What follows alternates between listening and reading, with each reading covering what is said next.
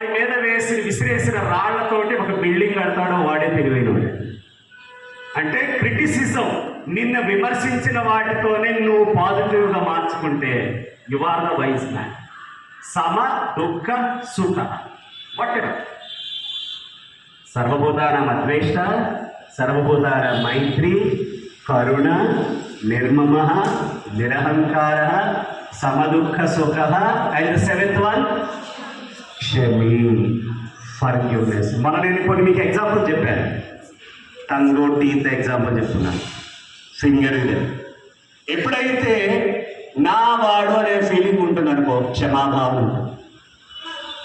ఆశ్చర్యం ఏంటంటే నువ్వు ఎన్నోసార్లు మిస్టేక్ చేసుకుంటావు, నిన్ను నీవైతే క్షమించుకుంటావు, బట్ ఎదుటి వాడినైతే క్షమించవు.